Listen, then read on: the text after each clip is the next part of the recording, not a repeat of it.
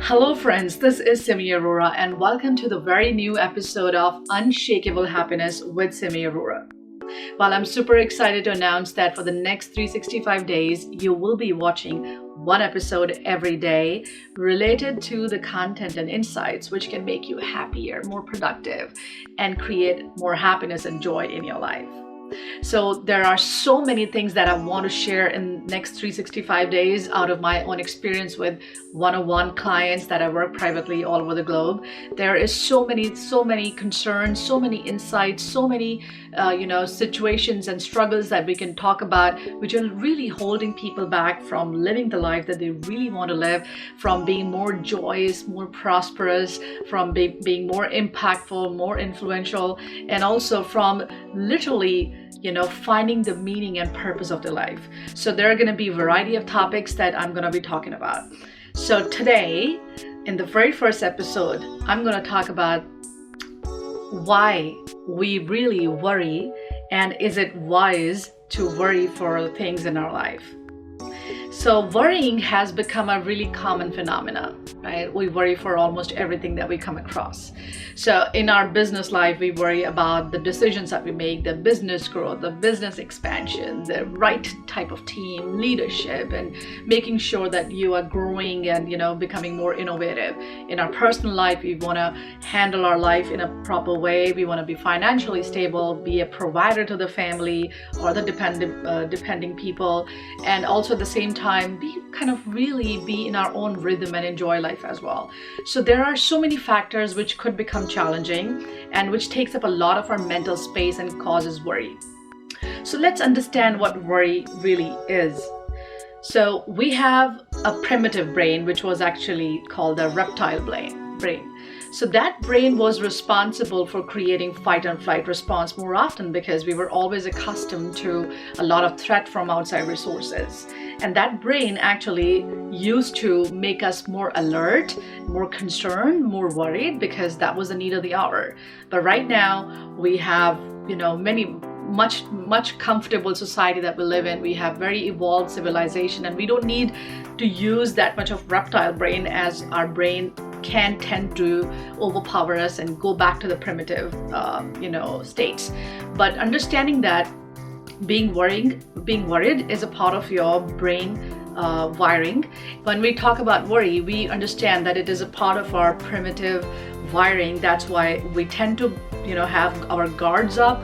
We tend to develop this over defensive attitude at times, and this is also kind of a way that your mind gets subconsciously trained.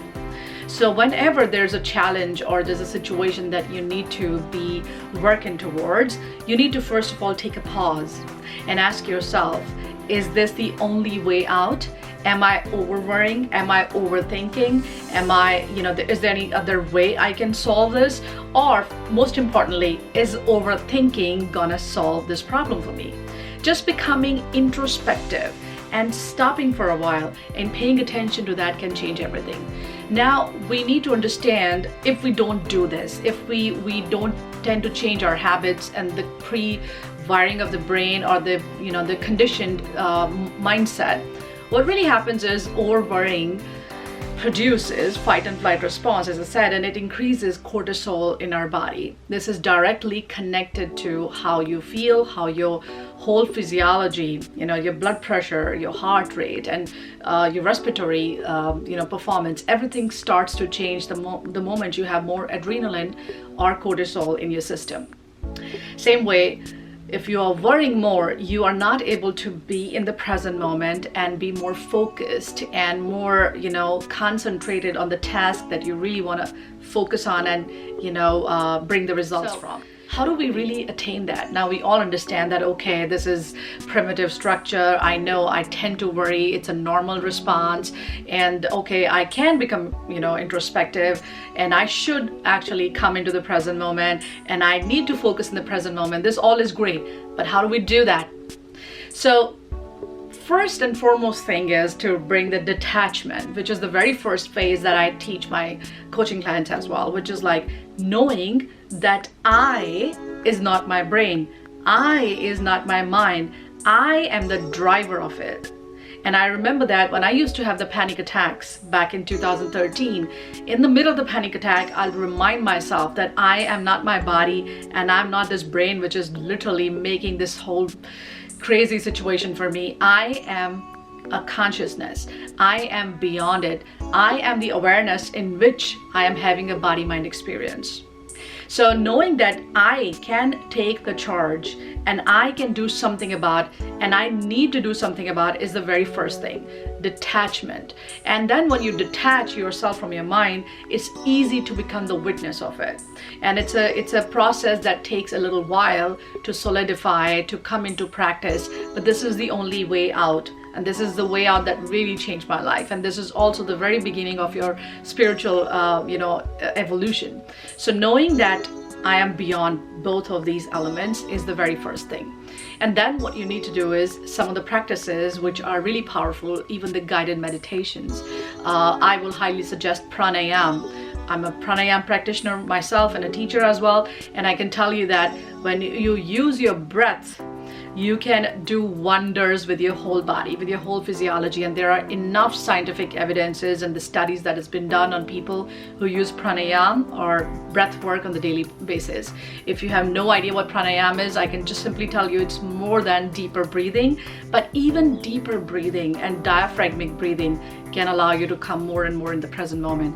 Now, you have to do this every day in order to build a habit and in order to train your mind to become more and more in the present. So worrying all over is not as necessary. You have to behave like a gardener who is sowing the seeds, the right seeds. If I want a crop of wheat, I am going to sow the seeds of the crop seeds, right? And then I'll put some water and I'll step back. I'll step back, let it nurture, let it sprout, and then when I see a small little plant coming out, and then I'll take care of it, from the sun and water it and irrigate it or whatever. Same way in our life, when we have an intention of creating something, it might be $1 billion business, or it might be, more creativity, more imagination, our purpose, or whatever that you really aspire to achieve. You just have to put an intention out there and act, and then just leave it to the universe to support it and back it up, because this is how the life works.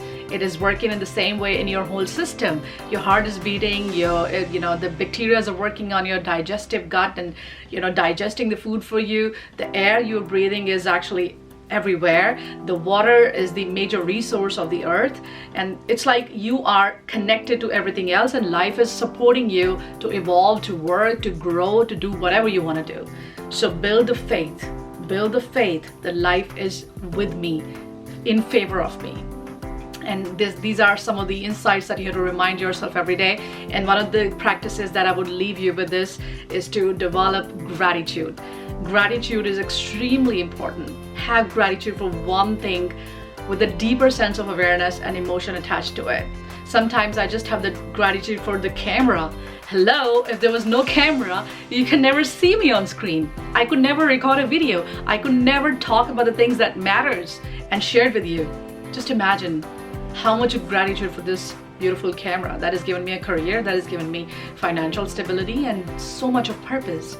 So these things, what they do is they bring in the experience of happiness and joy within us, and suddenly and slowly, in fact, our mind tends to look at these challenges as opportunities, and that's where you automatically tend to worry less and live more. So hopefully this video was enlightening. So let me know what your feedback is. Let me know what you think about these insights and what is something that you want to apply in your life. And also, if you like this video, please share, and also let me know what are some of the topics that you would want to hear in this next 365 days of our association to attain unshakable happiness. Thank you very much, and I will see you tomorrow with some more enlightening conversation. Take care.